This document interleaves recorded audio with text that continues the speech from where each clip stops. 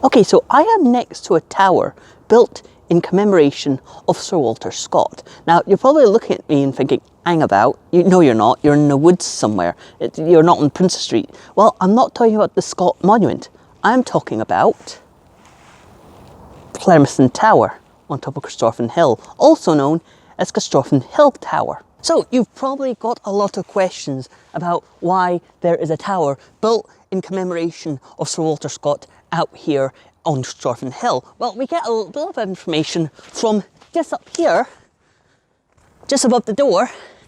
There is in fact a plaque, and it says here, Sir Walter Scott, 1771 to 1832, erected in 1871 by William McPhee of Clermiston, presented in 1932 to the city by W.G. Walker, C.A. FSA Scott. Now, here's the thing. This was built about 30 years after the Scott Monument opened on Princess Street. So what exactly is this tower? Well, I would call it a fan folly.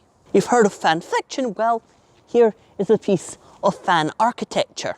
Now, back in 1871, Clermiston Hill wasn't a nature preserve, it was a set of estates. There was Clarewood, there was Clermiston, and there was Clermiston Hill Estate. And Clermiston Hill Estate today is now Edinburgh Zoo.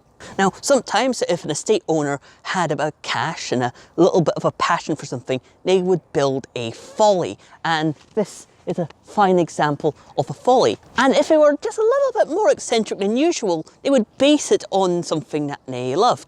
For example, in this case, Sir Walter Scott. But this is not the only example of a fan folly in Scotland. The Duke of Atholl built a summer house based around the myths of Ossian. Now, the myths of Ossian were an allegedly rediscovered poetic cycles found through the oral tradition of Gaelic-speaking peoples. But there's literally been no evidence of this at all, and it's generally now considered to be a complete invention by a writer by the name of William McPherson. I might have gotten his name wrong, I'll have to check that when I get back to editing.